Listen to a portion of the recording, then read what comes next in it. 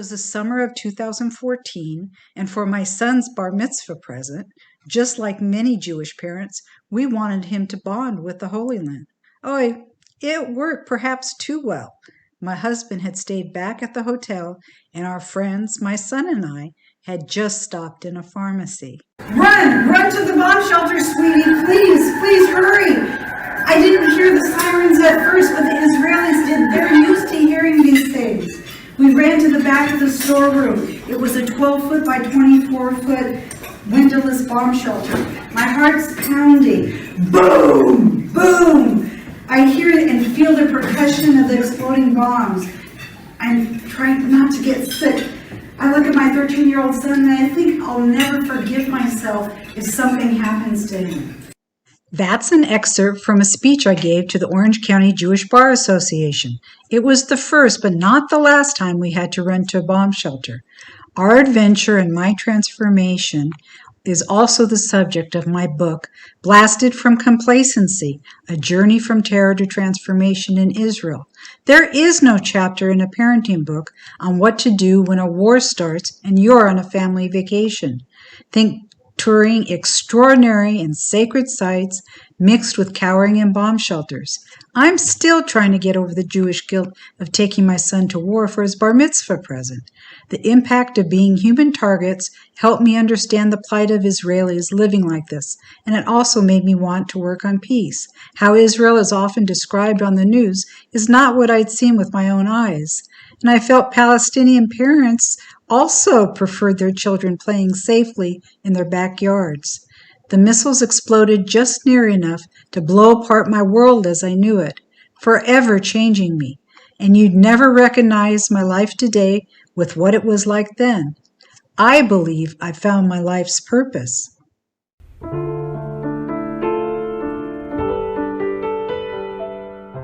Hello, I'm Penny St., and I'm the host of Peace with Penny. Today we'll be speaking with Hadas Gottlieb, the principal at the Eastern Mediterranean International School in Israel, or EMIS. In part 2, we'll speak with the students. EMIS brings together Israeli Jews and Arabs, Palestinians, and international high school students from across national and cultural divides for a life-changing educational experience. As adults looking at Middle East peace negotiations, we know we already screwed it up and are leaving it to the next generation, hopefully, to finally fix it. At Peace with Penny, we always find it inspirational when peace organizations work with those who probably will be burdened to solve this dilemma. Aren't you glad to know there is a high school in Israel who's committed to helping prepare all sides for the difficult task by bringing them together as young people, introducing them to each other and to the issues to begin hashing out potential solutions? A nonprofit founded in 2014, EMIS is home to 190 students. 20% are Israeli Jews and Arabs, 20% come from Arab and Muslim nations, and 60% hail from 40 other countries around the world. Each brings their own identity and perspective, and together they weave a colorful tapestry that welcomes difference while finding common ground. Students live and learn together for 2 years in a vibrant community that celebrates pluralism, nurtures entrepreneurship, and fosters outstanding academic skills. EMIS offers students several academic tracks to pave their way to the best of higher education. Their academic curriculum follows the International Baccalaureate Diploma Program. The social and educational EMIS experience teaches diversity, dialogue, and the value of peace. EMIS also teaches respect for the environment and promotes sustainability as a way of life. Hearing how the younger generation approach one another and the issues should be enlightening. Hadas Gottlieb has been the principal and director at EMIS since 2020. She has a Master of Public Policy from Tel Aviv University and is currently working on receiving her MA in Educational Policy with a specialty in Democratic Education from there as well. She has a teaching certificate from Tel Aviv University and a BA with honors in law and business management with a specialty in information technology. Hadas has taught for over 20 years and also worked at the Knesset as a parliamentary aide to MK Absalom Villan of the Meretz Party and at the Ministry of Justice District Attorney's Office. So let's begin. Welcome, Hadas. Thank you. How would you describe EMIS? Well, after your introduction, it will be a little hard, but I think that I can say that it's actually some kind of an island, you might say, or a very unique place in Israel, which is, as you know and experience yourself, very hard country sometimes to live at. So will be my first description of EMIS, if I would say, like a small place that we try to keep isolated sometimes in order for us to have the things that we want to do there, but then we open it all the time to the world. So yeah. So it's a boarding school. Can you talk about what that really means? Because a lot of people here just aren't familiar. We, don't necessarily go to boarding schools, although, when you have a teenager at home, it's quite tempting to send them somewhere. Sometimes. Yeah, but then you want to send them to a military boarding school, not just a boarding school. Yeah, so the concept of this school is that you have students from all around the world that are coming for experience of 2 or 3 years. It depends on the track that they are taking. They are living boarding life, which means that they are here 24/7 actually. It's not a closed boarding school, which means that they can go out if they want to. They can do things outside of schools, but they need, of course, permission, like you would have at home with your parent, with your children or children with their parents. We provide them, of course, the accommodation. They are 4 students in room, boys separately and girls separately, in order to maintain it more comfortable for them. And so there are 4 students in a room. They have their own bed, their own closet, and they place a small desk to study at, but it's a relatively small place. How did they end up in the room? Who books them into the room? At first, when they're arriving, we divide them. The school divide them. They divided by nationality most of the time, which means that we try to put 1 Israeli, 1 Palestinian, and international students in the room. Not always it will be the case. Oh, so you mix it. You mix it up. Yeah, and we try not to put like all the Israelis in one room, right, and all the Vietnamese in one room. We try to spread them around in order for them to know each other better. This is the best way to know each other. They're sleeping together, they're eating together, arguing, reconciling, coexist together. So the kids are coming from where? So the kids are coming, as you said in your intro, the kids are coming from either they're Israelis or we have a lot of Palestinian students. This is the school mission, so we try to reach a lot. But we have students from all around the world. We have Vietnamese students, Chinese, from Laos, Cambodia, Burma, South America, Brazil, I don't know, Peru, you name it, Africa, Kenya, South Africa. I interviewed yesterday students from Malawi. Maybe she will come next year. Europe. But the main language on campus is English? English, always English. We communicate in English. Of course, the students talking with their native language with themselves when they want to talk. A lot of Hebrew you will hear at campus, because most of our staff members know some level of Hebrew. A lot of them are immigrants, made Aliyah in the past, but not all of them. Some of them are just internationals, and some Israelis like me, are born and raised Israelis. And excuse me, made Aliyah means moved to Israel. Yeah. Go ahead. Sorry. That's okay. That's okay. That's, you know. So you will hear a lot of Hebrew and some Arabic. But the main language is English, and we communicate only in English. I won't send a mail to the students in any other language than English, unless I'm sending something to an Israeli student, so I will use Hebrew, but not even most of the time. Are there Jewish students among the international students as well? Yes, yes. About what percentage of your student population is Jewish, would you say? Well, much more than in the general population that you will find. Well, that's not saying a lot, because the general population, there's not a lot. Yeah. So when we're saying 20% Israelis, we mean Jewish Israelis, because when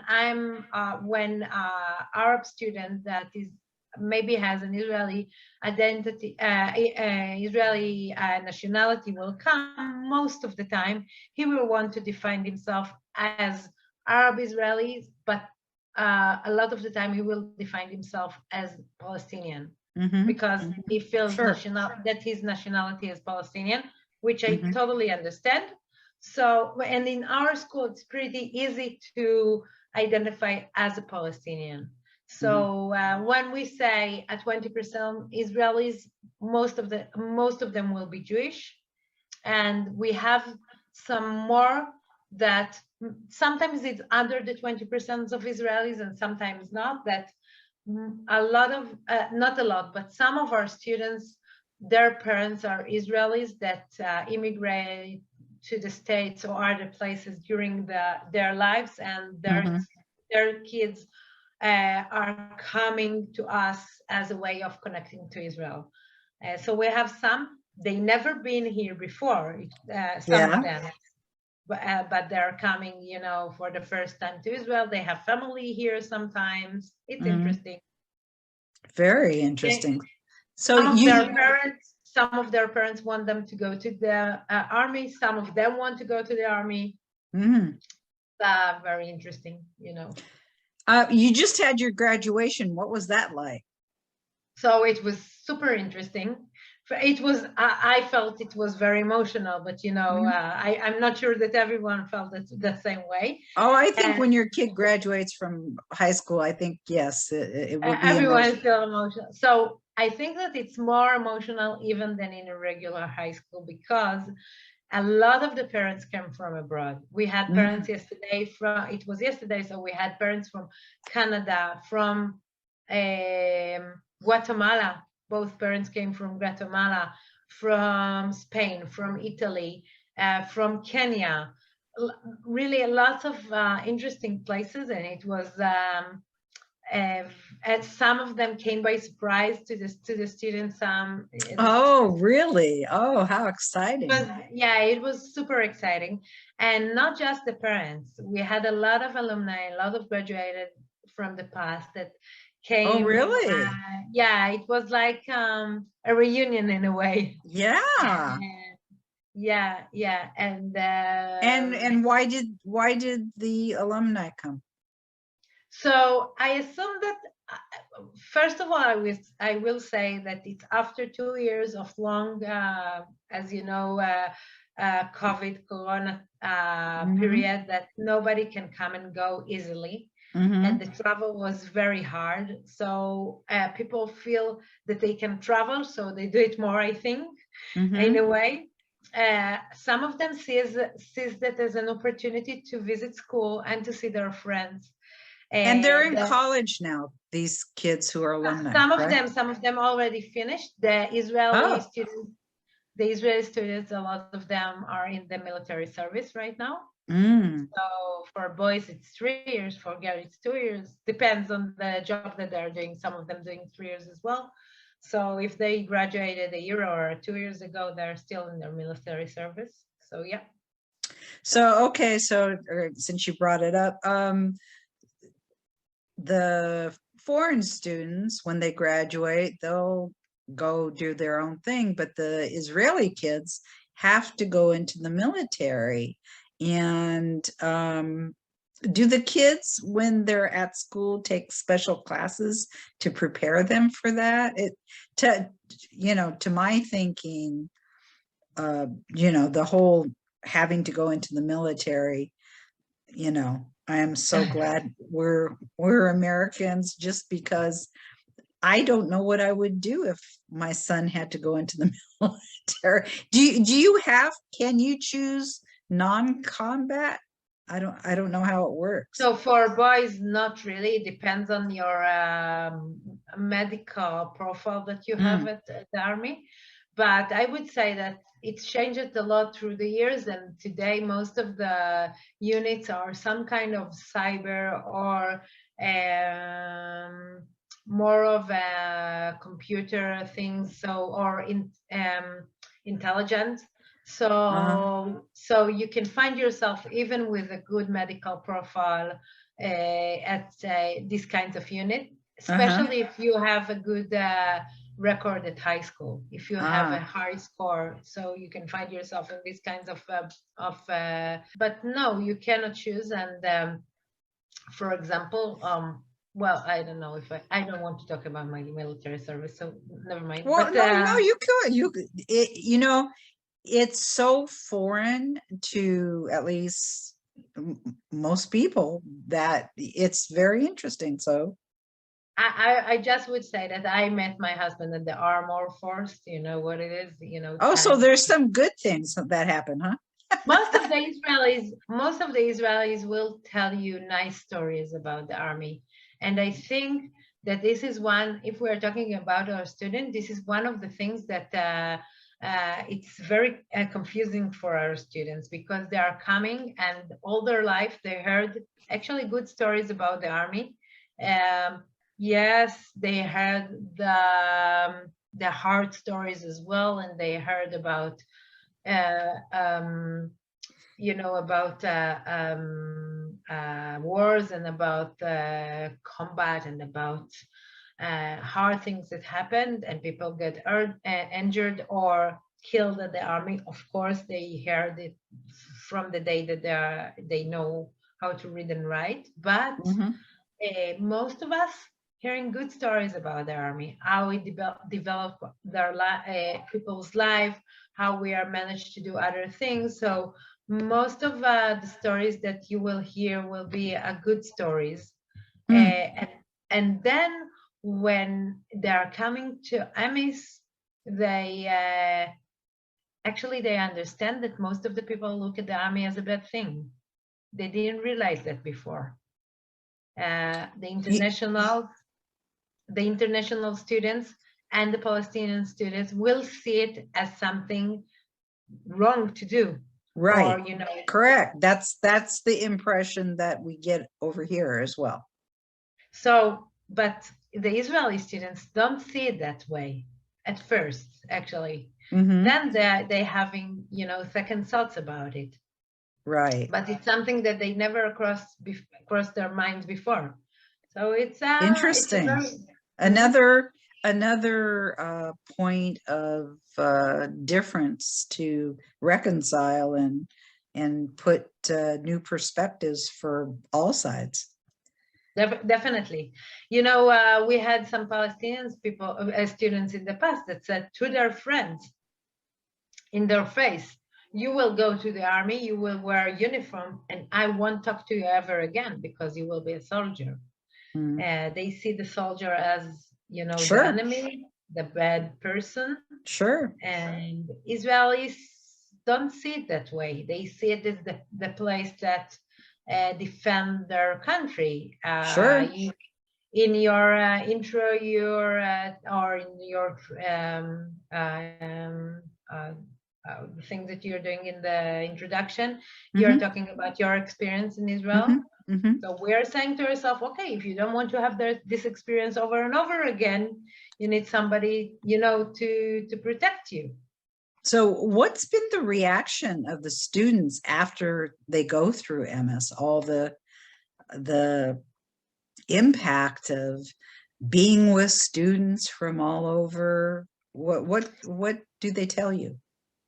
So I think that I think that most of them will say at the end that it was a very life-changing experience for them.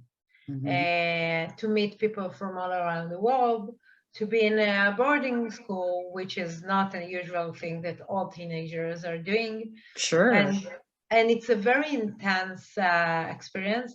And I will say that, you know, most of them during the 2 years have a lot of struggles. You can imagine they are teenagers, so you can imagine that they are having a lot of struggles. And homesick too, I would imagine. They homesick. It's so foreign. I mean, you know, Israel is a great place, but you know, I don't know, if you come from Bolivia, maybe it's, you know, too different or wherever. First of all, it's a lot of difference. The food is different. The you know, the weather is different. The culture is different, of course. Way things are doing in a different way, and they need to get used to it. So this is one thing. The second is that they are living all together. You know, to live in a boarding school can be very nice and very, you know, independent, and you can have a really good social life. But at the end of the day, you don't have privacy. You want to close the door after you, but always you will have somebody there with you. Right. And it's very hard in a way. It's very, very hard. And we didn't talk yet about the IB curriculum. Yes, we're going to get to that. Yeah. But the IB we curriculum, could do that now. Because I was going to ask you about that, because that's a very important part of your curriculum, and it's a strenuous kind of curriculum that they present. So at the end of the day, all of our students come to this school to have a good diploma that they can use they will use in the future. So they want to go to the best universities. So in order to do that, they need to work very hard. The IB diploma is a very high level diploma, and in order for you to pass it, even you need to focus a lot in your studies, and it's in foreign language for most of them. It's a second language. Most of them didn't study or learn in English before as the major language that they are talking or studying at. So for them is a very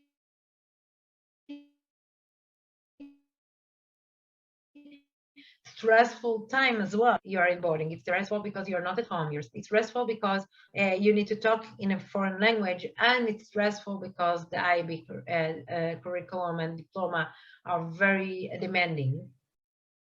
So the IB, what does that require of them? Because I know in your, I wasn't sure if IB requires them to do certain things, or it's just EMIS requires them, but it seems so in the IB out of the ordinary, more requirements. So the IB itself is very demanding. So they need to choose 6 subjects from 6 different groups: language, math, sciences, humanities, and so they need to choose 6 subjects. Right. And then so they have internal assessment in each subject, and they have finals at the end. So this is a study person. Then they have, in order to have the diploma, they need to submit an extended essay, an EE, that it's each of them need to choose the subject that they want to write about, and they're writing writing an extended essay, 5,000 words. It's pretty much like a small, not a small paper that you will write to the university. And then they need to take one core course. It's called TOK, Theory of Knowledge, that all the students need to take it in order to have the diploma. On top of all of this, you need to have CAS activity. CAS is Creative Activity Services. And you need to take at least 3 activities in each year in order to have the diploma at the end. What kind of activities? So this depends on the school a lot. And because we are a boarding school, and because we are a boarding school away from home, we provide for the students a lot of the activities that they can do. So they have clubs that they create. For example, I don't know, chess club or a music club or stuff like that. Or we give them some clubs. We give them the opportunity for some clubs, like robotics, for example. We have Hebrew club. We have Arabic club. We have poetry club, stuff like that.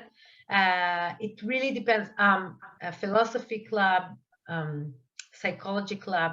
It really depends on the staff member at each year, because a lot of them will do it voluntarily in the afternoon. Give the students the opportunity to expand their horizons in several, subjects. And then they can do volunteer jobs. And a lot of them are doing things that involve in school life. For example, we have a conference that's called Yokopas. This is a conference that brings together Israelis and Palestinians, not just from our school, and students from all around the country and Palestine, that and for 3 days. And our students have a committee that doing most of the program for this convention. So at the end of the day, so this is one example. We have Mission Week, for example. We are exploring the country in different ways, and the students are leading that. We have a lot of student-led initiatives, cultural days, a lot of things that the students want to do and doing during their time at EMIS. And that is fantastic. Yeah. I want to redo my education. This sounds like so terrific. So the kids, after they graduate, if they're not Israeli and going into the army, they go back home, I guess, or travel, or some of them take a gap year and doing some kind of a volunteering things or programs, or they are traveling around the world, or gap years. Some of them going straight to universities. Not all of them going to universities at home. Some of them will continue after they've been 2 years in Israel, 2-3 years at the States, for example. A lot of them are aiming for the Ivy League. Not all of them are getting accepted, and if so, not all will get the scholarship. But a lot of our students getting that, and a lot of our students having a good university, record after that. Yeah. And do you have some success stories from former students? What are they doing now? So the school is ended now. It's 8 year. So we don't have a lot of graduated yet that graduated already from the whole process of university and trying to find new places, but we have some students that are already involved in educational programs, or doing a lot of things with government working, or interns, or having steps in their ways of doing things. I think a lot of them are looking for things that are more in the governmental perspective, doing things, a little bit to change the world in a small way, if you might say. Well, that is your motto. Can you talk a little bit about that?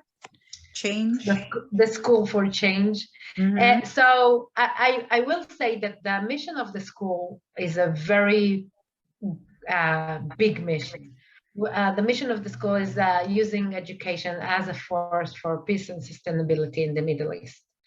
It's a huge mission, and sometimes people get confused and think that we are here to solve the Israeli Palestinians ourselves. No, this is not the main issue of the school.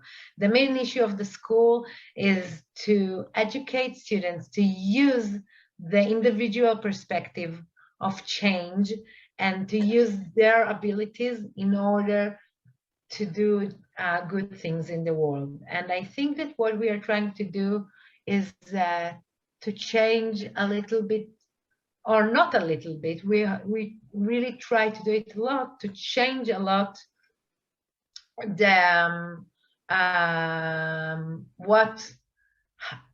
from how they came to what they will become. Their perspectives are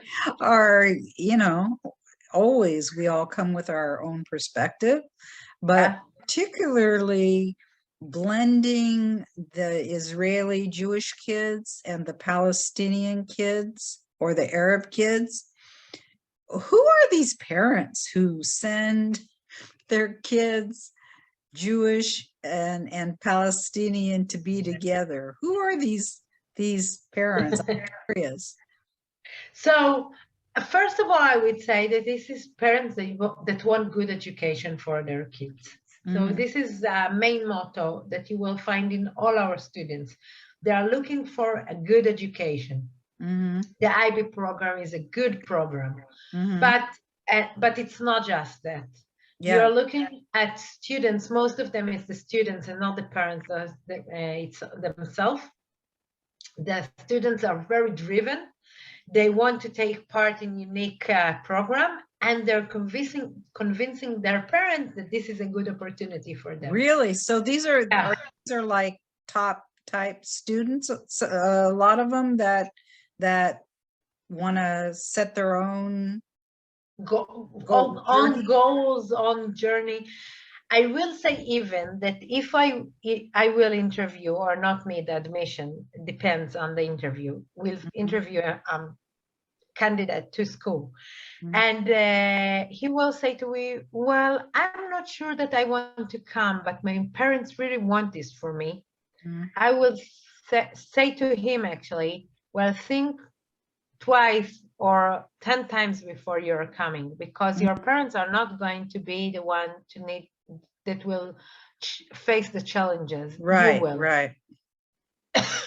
So the parents, of course, I want students that their parents support them, but they should be a very driven student. Otherwise, it won't work. And these students want to come because they believe in what the school is doing. They believe in change. They believe in peace. They believe in diversity. They believe in pluralism. But even if they believe in all these kinds of things, they came with their own perspective of things. Sure. Seeing is believing. And plus, how about these international students who, they're like stepping into a war, of at least, I mean, not that so violence I'm is happening there, but I'm not sure that all of them understand from the beginning exactly what they're going to see here. They understand the conflict. They know that they want to contribute. Most of them know in advance there is some kind of an issue here. But not all of them really realize that all the details. Even the Israeli and the Palestinian students, they know about things, but most of them didn't even met the Israeli didn't even met the Palestinians in their lives before, or the Palestinians didn't met Israelis before. Yeah, it's so bizarre how they live right next to each other. And many of the peacemakers that I talked to, not until they were adults did they really have conversations. It's something that is hard to understand. So I think, having this kind of school wasn't my idea. It was Mr. Hadas he's the founder of the school. Yes. And he does he stay involved? Yes. More, in a way of representative side and giving advice, and contribute a lot to, recruiting students, donation, stuff like that. And we always need help with day-to-day management things. I'm dealing with that. But I think that you can say about EMIS that the main purpose of it is for students to be with each other. At the end of the day, a lot of the first questions that people are asking me, and maybe the students that you will meet will tell you this better than me, but a lot of the people that I will meet will ask, well, how they get along? And I say, well, they get along just fine. And most of their arguments or fighting even won't be about the Israeli-Palestinian conflict. Most of their argument will be who took the water in the shower, who ended the water in the shower, what you did to me yesterday, you weren't a good friend, or she took my boyfriend, I kissed him. A teenager stuff. Well, this will be most together, humans. Yeah, they're living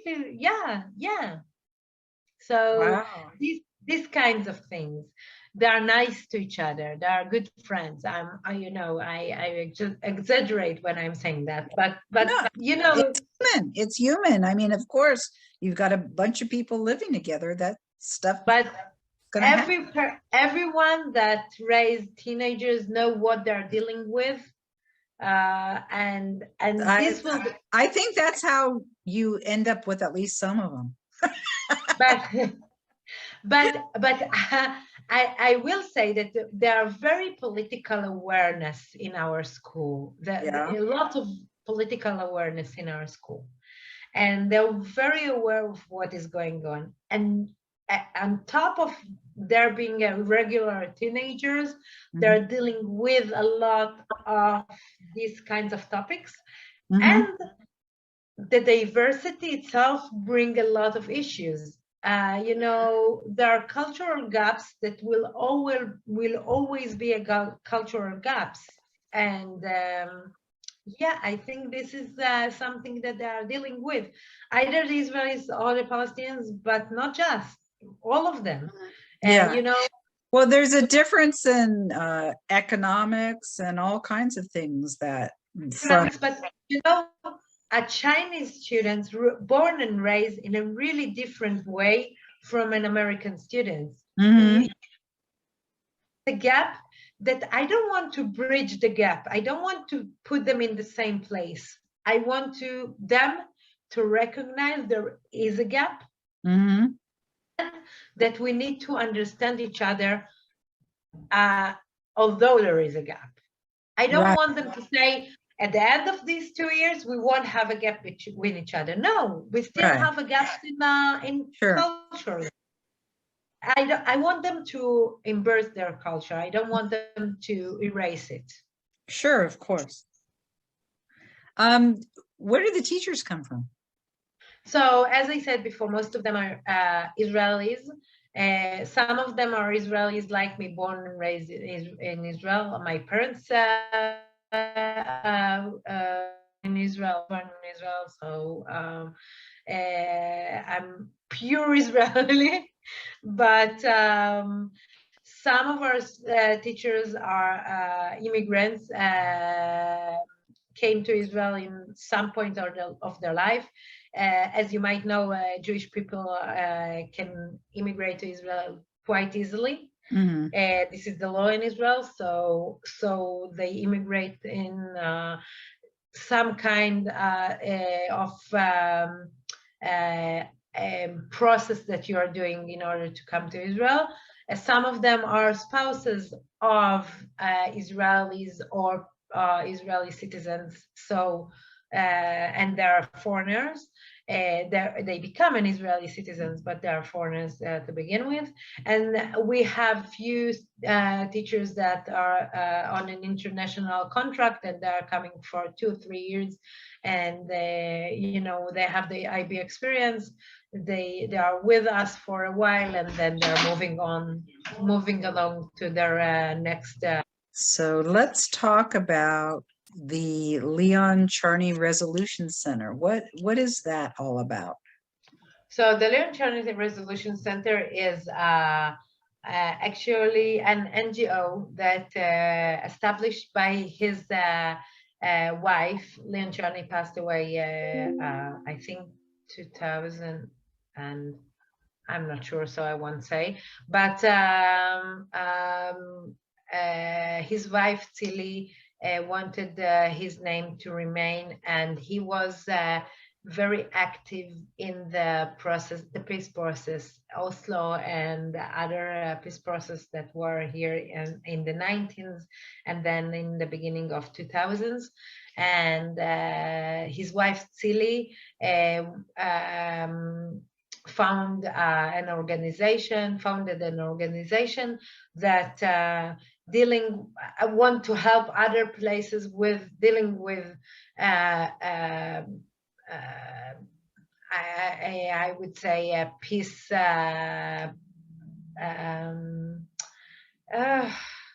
not processes, but you know, like EMIS, places like EMIS that deal with the conflict and wanted to solve the conflict.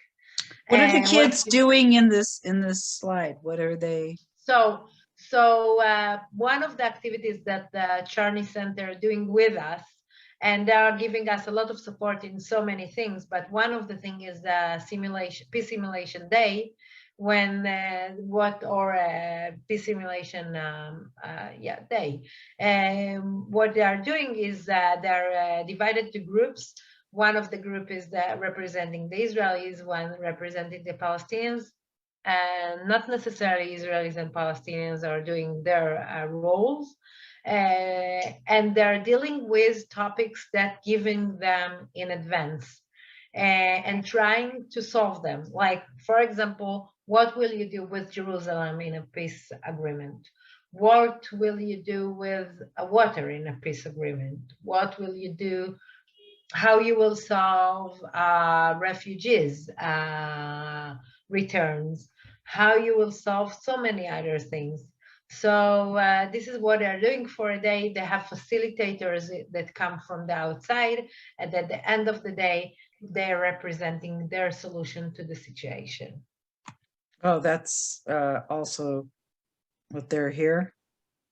Yeah, this is the end of the process, actually. Awesome. And you can see in the middle, Celie. She is the the founder of the center, of the resolution center. So they over the, I believe it's over the course of a couple days, they give them a problem to solve, essentially. We give them a lot of information at first, a lot of lectures or workshops that give them the data that they need and the information that they need. and some of them are doing their own research. And then it's not really a problem, it's more of topic, you would say. The topic will be, for example, Jerusalem. Okay, so now we are going to deal with trying to solve the problem, but as you know, nobody wants to compromise about Jerusalem. So what would you suggest in order to compromise? This will be more or less the how we deal with that. And you have facilitators. So when they're, for example, students can suggest things that for sure won't be a good solution in reality. So the facilitator will say something like, well, do you think that the other side will agree with that? What do you think will be the reaction? What do you think will be how the Knesset, for example, will deal with it, or how the Palestinian side will deal with that? So these kinds of things. So the school itself, I had to note, started in 2014, and it started in September, just after, like, our trip was in July, and it was during the 50-day war that changed my life. But how in the world were they able to start your school, with the intention of, Israelis and Palestinians getting along in the middle of a war? What was that like? I think that it was more difficult, in my perspective, it's more difficult, not the Israelis and the Palestinians, for international students coming from, I don't know where, to a war zone. This is, I think, even more complicated. I don't really know. You weren't there. Yeah, but it was what they are describing. It's like a magic. At the end of the day, most of the students came. How? Yeah. I really don't understand, actually. I will say that I was there and I didn't understand what I was doing there. So I will tell you that of all the people that I was touring with, we were going from there to France. And I kept saying, a couple more days on the Champs-Élysées would not be bad. Why are we here running to bomb shelters? And but everybody else wanted to stay. And ultimately, for me, it was meant to be. This has changed my whole life, and this is what I've done the last 8 years. But it was the most frightening experience, of course, of my life. And there's nothing like being in a bomb shelter and missiles exploding, and I don't care if they're miles away and Iron Dome is blowing up the missiles in the middle of the sky. You still feel the percussion on your skin when you're in the bomb shelter. You feel that. And thank God you're not feeling the impact, because it would have been different. But that is extremely, extremely frightening. And so I will say two things about it. First of all, I will say that an Israeli person, I feel that I live a pretty normal life here in Israel. And, from time to time, we are going to the shelters. And I know. And when we are hearing that's Israelis, I know Israelis, this is we're not part of their life. And it's not just part of our life, you will have a siren here in Tel Aviv, and then 5 minutes later, you will see everyone coming back to the cafe and doing their things. Like, it's not really this much of a big deal for us. I don't know why. I know when you're in the shelter, I just want to say, they say, wait 10 minutes so the shrapnel from the missiles can fall to the ground. And then a businessman, 2 seconds later, they don't wait 10 minutes, they just go. And I would say, why are they leaving already? Well, he's got something to do. It's like So Yes. I will say that this is Tel Aviv and Jerusalem, but in Gaza, in the Gaza Strip, in the what we call the Like- surrounding of Gaza, like it's Sederot and yeah, it's not the same. So I want to say that because okay. it sounds like it's a normal thing, but it's not really. And there, it's really a dangerous place to be, Right. and it's not a really good situation to be at. Yeah. Well, like So, Sederot, like they're a mile from Gaza, and yeah. Sederot. So this is one thing that for Israelis it's more of a reality. But I will say a second thing that last May we have the same. We have Well, now it's gotten a little bit rough. yeah, but now it's a terror attack. It's different in the way of how you feel, the personal feeling. But Yeah, the missiles haven't well, a little bit, not a lot. It's rough time as well. But last May, after a year of Corona, that we were, in a lockdown after lockdown after lockdown for students. At the end of the year, in May, we had a missiles attack, and in this missile attack, I just will say that we ran all together to the shelters in the middle of finals. And we had IB finals, so the IB was kind enough with us to say, okay, the student can choose either they are taking the exams or they can go to the predicted grade route. But it was, this was the situation, and it was very unpleasant situation. And but at the end of the day, all of our students that supposed to came to 12th grade came. So you are asking why and how? I don't know. It's kind of a magic. Wow. Do you do special activities to get the Arab and the Israeli kids to interact with one another? So I think that you should ask more of that to the students that you will interview. They are saying that we are not doing enough. So this is why they have their initiative now it's not that it's not enough what we are doing in being together, but they're saying that they want to do more of talks, like how do you talk to each other? Yeah. Let's talk about the conflict in a civil way. Sure, to be more proactive. This is now their initiative, and this is why I thought it will be a good idea for you to interview them. Yeah, just to let people know, I mentioned we're doing this in part 1 and part 2. Next week, we're going to have the honor of speaking with the students as well.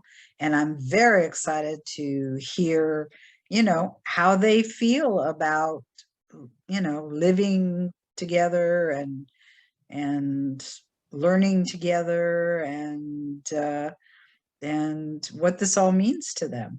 So the fact, I guess because you all speak English, I was thinking of the fact that Israelis speak Hebrew, Palestinians speak Arabic, and that, that in Israel of itself causes problems, but I guess because everybody there is speaking English, that's how you get around the language. I will say that a lot of the Arab students that we have know some kind of Hebrew in different ways, and not a lot of our Israelis knows Arabic. So this is a really good point, actually. Yeah, the Israeli population are not speaking enough Arabic. In fact, I've had different peace organizations. That's something that they do. That's one of the ways they do it, is by teaching the Israeli Jewish kids Arabic. And I think it's super important. I'm very sorry for myself that I'm not speaking Arabic. And I learned for, I think 5 or 6 years at school Arabic, but it wasn't worth anything. Well, I have to say, as of yesterday, I don't know what is this called? My son introduced me to an app on my phone that you could do for Duolingo, and you can do it for 5 minutes a day or whatever. So I chose Hebrew. So you know, where there's a will, there's a way. So what you're saying that at 10 p.m. at night, I could have spoken Hebrew the entire time, and then you still interviewed me in English. No. Like I said, I started yesterday. That's not gonna work too well. Not that easy. So, how has COVID impacted all of this? Well, it had a huge impact on us. At first, at March 2020, I wasn't the principal yet, but we closed the school actually, not in March, but in April, more or less. And all the students went home immediately.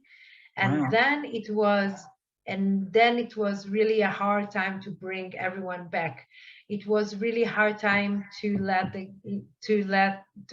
get them a visa from the Israeli, ministries.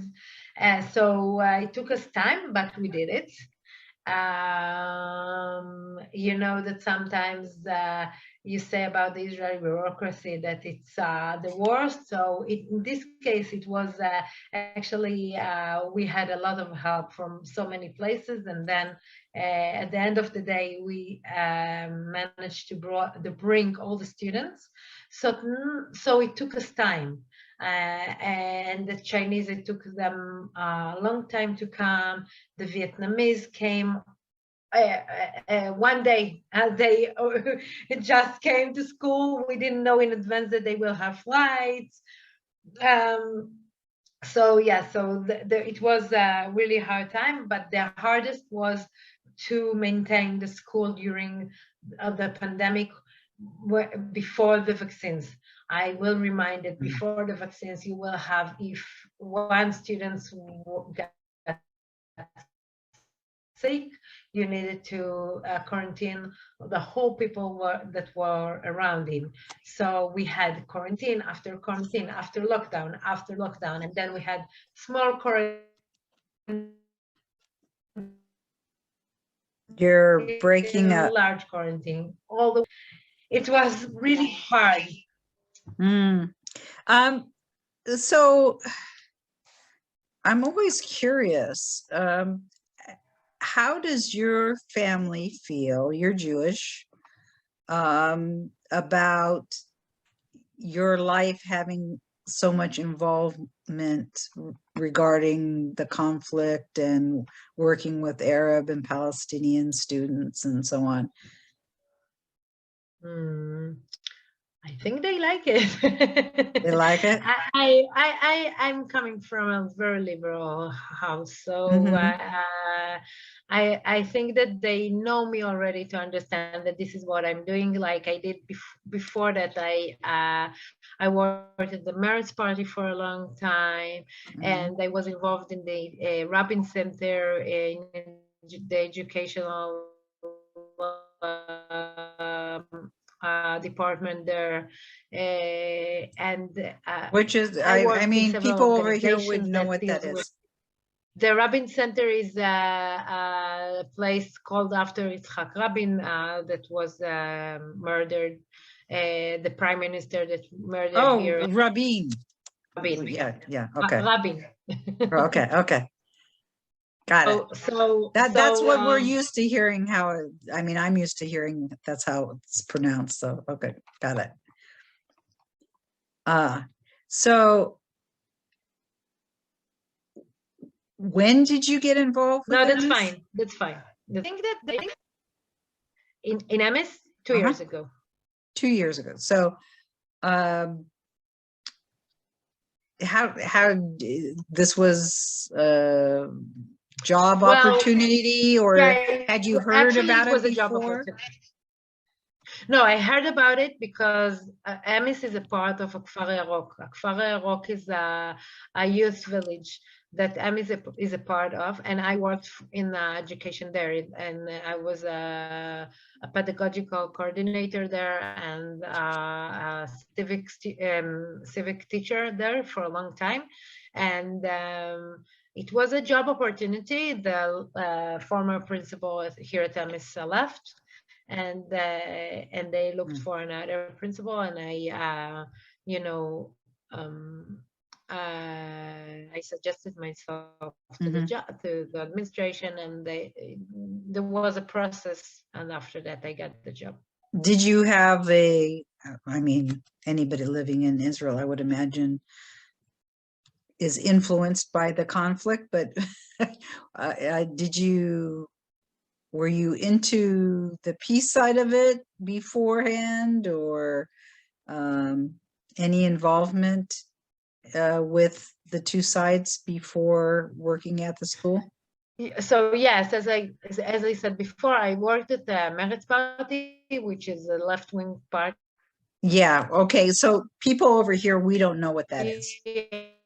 I was so I was assistant for a Knesset member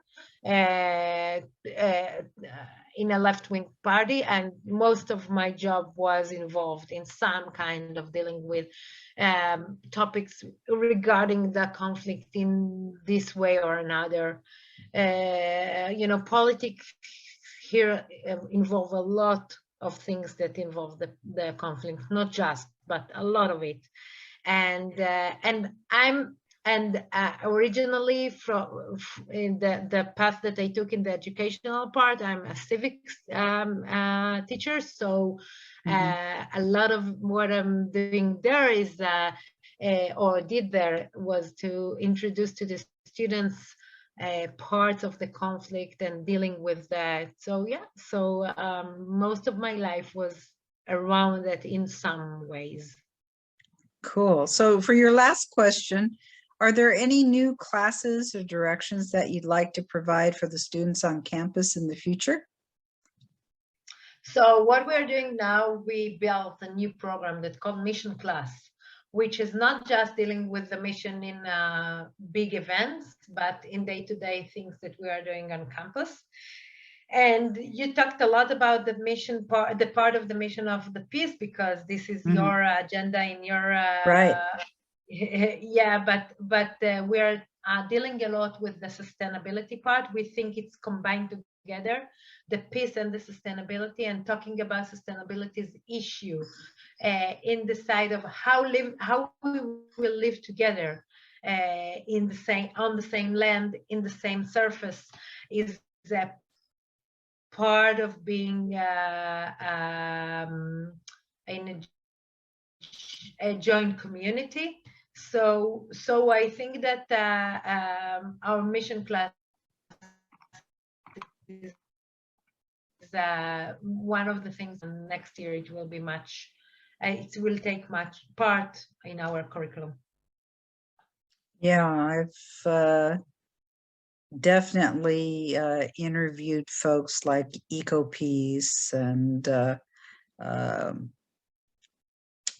citizen diplomacy initiatives, and different people who Rabbi Yonatan Nero, who's with the Interfaith Center for Sustainable Development, and so on. So definitely. Do you know about Arava Institute? Yeah, I've interviewed them as well. So so yeah, so sustainability definitely is often used and has peace ramifications as well. Thanks so much for your time today, Hadas. It's great to hear about how a high school is helping to train the next peacemakers for the world. I'm very excited that next week we'll be doing something very special. We've talked today about EMIS and Sounds very interesting. And next time we'll actually be speaking with two of EMIS's 11th grade students and get their perspective on what it's like to attend such an inspiring school. One's an Israeli and one's a Palestinian student. And as Hadas referred to, they even started they're starting a new initiative that they'll be talking about. As our audience can see by our programming at Peace with Penny, that many people are working very hard to improve the lives of Jewish, Arab, Palestinian people in the Middle East and others around the world, promoting cooperation. And Peace with Penny strives to get the word out that there is hope for peace in the region. Next week, would love for you to join us again. We hope that the situation will calm down in Israel and that there will be better news for the people of Ukraine and Russia. For now, we'll leave you as we pray that everyone will someday live in peace, shalom, and salam.